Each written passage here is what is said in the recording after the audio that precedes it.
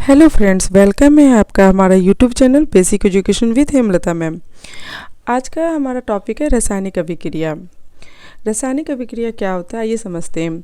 क्या बोला जा रहा है कि वह प्रक्रिया जिसमें नए पदार्थ का निर्माण होता है रासायनिक अभिक्रिया कहते हैं। क्या बोला जा रहा है कि नए पदार्थ का क्या हो रहा है, निर्माण हो रहा है। अच्छा देखिए, हमने क्या किया था, इसके पहले जो टॉपिक पढ़े थे रासायनिक परिवर्तन, उसमें भी क्या हो रहा था, उसमें भी हो रहा था कि रासायनिक परिवर्तन में भी हो रहा था कि नया पदार्थ बन रहा था। और हमने देख रहे हैं यहाँ पे क्या हम कि रासायनिक अभिक्रिया में क्या हो रहा है कि नया पदार्थ बन रहा है। तो हम ये कह सकते हैं कि रासायनिक परिवर्तन ही रासायनिक अभिक्रिया है, क्योंकि रासायनिक परिवर्तन में भी नए पदार्थ का निर्माण हो रहा था और रासायनिक अभिक्रिया में भी नए पदार्थ का निर्माण हो रहा है। जैसे हमने क्या किया, एक सोडियम लिया, सोडियम की अभिक्रिया क्लोरीन के साथ कराया। सोडियम की अभिक्रिया किसके साथ कराया, क्लोरीन के साथ। तो हमें प्राप्त हुआ सोडियम क्लोराइड। क्या प्राप्त हो गया, सोडियम क्लोराइड। तो एक नया पदार्थ बन रहा है ना। तो रासायनिक परिवर्तन हो या रासायनिक अभिक्रिया हो, जब तक एक नया पदार्थ नहीं बनेगा तब तक हम इसे कह नहीं सकते कि रासायनिक अभिक्रिया है या रासायनिक परिवर्तन है। तो रासायनिक परिवर्तन या रासायनिक अभिक्रिया के लिए एक नया पदार्थ का बनना निश्चित है। ठीक है, आइए हम रासायनिक अभिक्रिया की विशेषताओं को समझते हैं। देखिए, रासायनिक अभिक्रिया की विशेषताएं। अवस्था में परिवर्तन। क्या बोला जा रहा है, पहला फर्स्ट की अवस्था में परिवर्तन हो रहा है। अब आप देख रहे होंगे कि जो भाग ले रहा है यह अलग ही इसका था। जैसे हमने क्या किया था कि जल को लिया था, जल को कन्वर्ट किया था बर्फ में, जल को जब हमने क्या किया था, ठंडा किया था तो बर्फ में बदला, तो अवस्था में चेंज हो रहा था ना। तो फिर क्या हो रहा है, रंग में परिवर्तन, रंग भी कुछ न कुछ चेंज होती है, तापमान में भी परिवर्तन होता है। चौथा है गैस का उत्सर्जन, यानी कुछ न कुछ गैस निकलती है।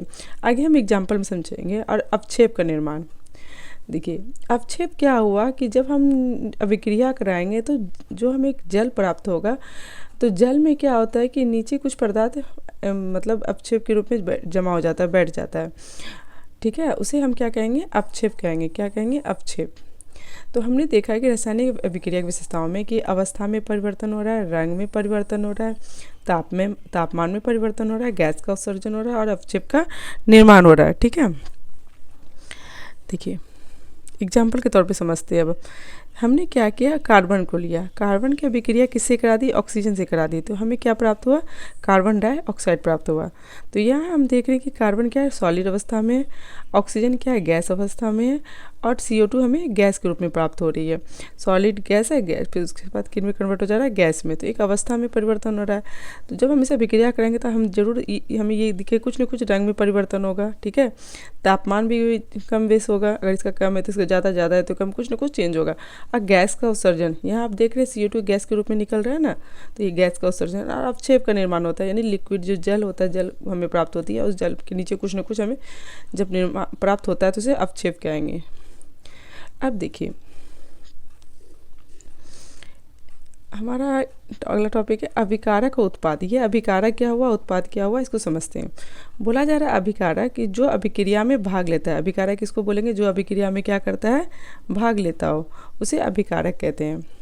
और उत्पाद क्या होता है, अभिक्रिया करने के बाद जो एक नया पदार्थ बनता हो उसे उत्पाद कहते हैं। ठीक है, अभिकारक हुआ जो अभिक्रिया में भाग लिया, और उत्पाद हो गया जो हमें नया पदार्थ प्राप्त हुआ।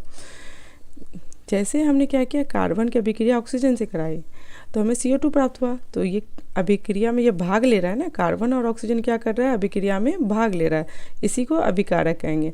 और CO2 जो हमें प्राप्त हुआ, नया पदार्थ प्राप्त हुआ। उत्पाद हमेशा क्या होगा, एक नया पदार्थ प्राप्त होगा, इसे क्या कहेंगे, उत्पाद कहेंगे।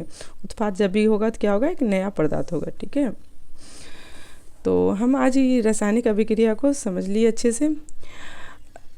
अगर आपको हमारा वीडियो पसंद आए तो हमें प्लीज़ लाइक कीजिएगा, सब्सक्राइब कीजिएगा, अपने दोस्तों में शेयर जरूर कीजिएगा। Thank you watching this my video.